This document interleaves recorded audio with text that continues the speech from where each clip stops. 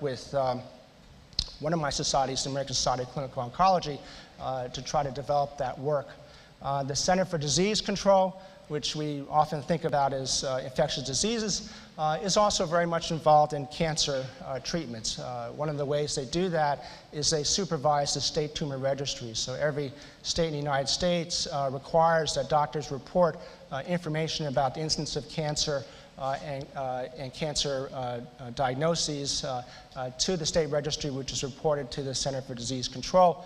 CDC is now active in looking at how to facilitate electronic transmission out of that data from both hospitals and physician offices. And so we're engaging them in a discussion of what are the data elements that we would like to see that need to be brought forth.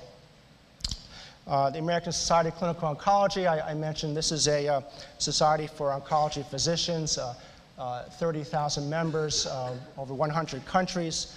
I chair their HIT work group, and I am on the board of directors right now.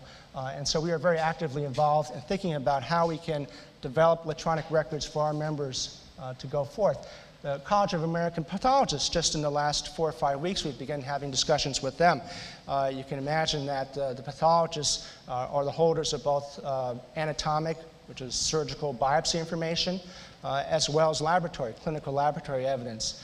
So they really hold the source material for all the studies you were hearing about yesterday. And they have worked out what's called synoptic reporting. So they it's a requirement that pathologists report certain set data in a certain set manner so that everybody's pathology report will have all the data elements that are needed. They are now looking to advance that to electronic reporting format. And so they are internally deciding whether to go forth with that in the next month or two. And again, they want to partner with our society to work together on that. So this will advance this transmission of data. Biobanks are being done at many institutions around the country, but they're all being siloed. They're not being shared. And the questions of how is that information annotated and who gets access to it are important questions. The HMO Research Network and the FDA Mini-Sentinel program is another thing I want to bring to your attention. The FDA has begun to look at post-marketing safety data, and its concern is how do we know that a drug is safe when it gets to the real world.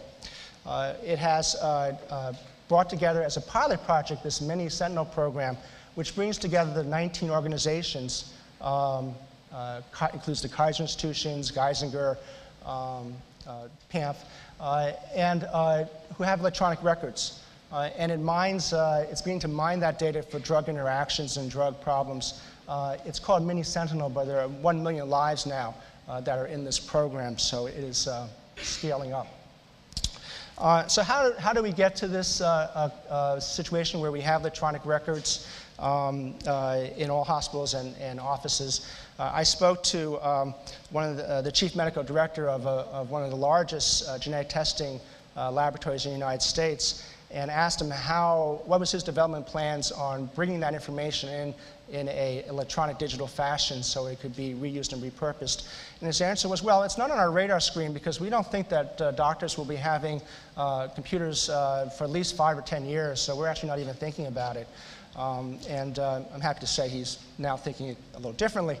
But the American Recovery and Reinvestment Act provided $28 billion in incentives for hospitals and physicians to acquire electronic health records and to use it for government-approved standards. It provides $44,000 to each physician and several $1 million to each hospital. This program will go from 2011 to 2015, and after 2015 there will be penalties, so it's a carrot and stick approach. But you will start to get a penalty on your reimbursement if you don't comply by 2015. So it went into effect late in 2011, the last quarter of 2011. As of December 1st, CMS had paid out $1 billion to hospitals and doctors for the incentives. And it had reported that 50% of physicians and 90% of hospitals had indicated they intended to get on with this program. As of about 2 weeks ago, that $1 billion was now $4 billion. So they've paid out $3 billion in less than maybe 6 weeks or so. So I think there's not a question that there will be electronic records in provider settings. Meaningful use the government has several priorities. It wants improvement in quality of care, interoperability of data, and population health. And I think these are all the arguments we use to argue why personalized medicine fits in. Improved quality of care, if the patient is not receiving the right targeted therapy, that's a quality issue.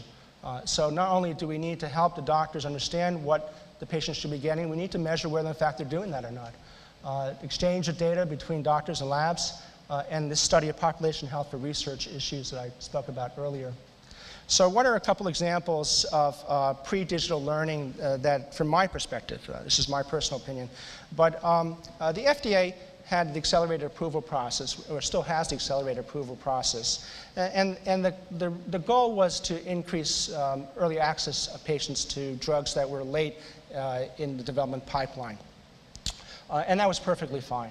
The problem, I think, is that the requirement for additional data.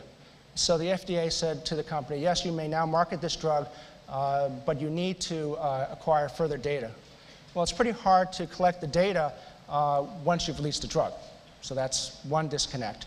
The second was, I thought it was ethically somewhat difficult. If a patient, if they had given accelerated approval for Avastin, and I saw the patient, and I could, after discussion with that patient, use Avastin, or I could say, well, you know, we have this other clinical trial where you could go on where you might get placebo or Avastin. It was a pretty unthinkable conversation for me.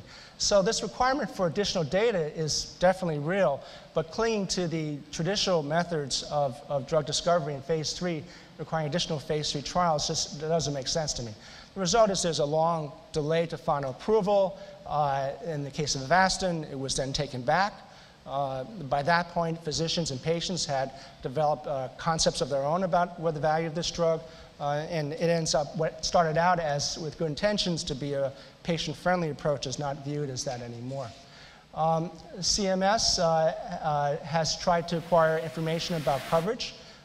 They used this for their PET scan registry when they were trying to look at a new technology to see should they cover PET scans in various cancer diagnoses. It collected data and eventually did approve it, but the quality of the data, I think, was very suspect. It actually just asked doctors, you know, did you think it was helpful or not, without any backup to that. There was also a similar demonstration project that CMS ran, and it was just garbage in, garbage out because it was not digital. So on the last two slides, I think this rapid learning healthcare system will require both technical change and social change in healthcare delivery. The technical changes are probably the easier ones.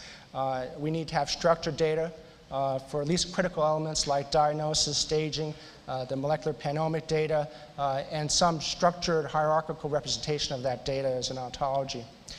We need to have the ability to mine for unstructured data. The technology for that is under development. And we need to have the ability to transmit that data back and forth freely. The social aspects are more difficult. We will need to have integrated healthcare delivery systems so we can have consistent data capture so that the information is actually put in that we want by the doctors and the nurses and the patients. We need to correlate this with patient outcomes so we can have comparative data. There needs to be a data governance process so that we know the data is accurate and privacy is respected. We need to develop patient-reported outcomes because I think this is a very critical part for reimbursement and drug development. Not only our traditional measures of response rates or biomarker response, but we need to, the bottom line, we need to say, did it actually benefit the patient and the patient feel that this was a good treatment. And we need new regulatory and reimbursement models, some of which were alluded to, and we can discuss more in the question and answer session if there's interest. So with that, I am going to stop. And just like those Food Network things, time's up, and I'm done. Thank you.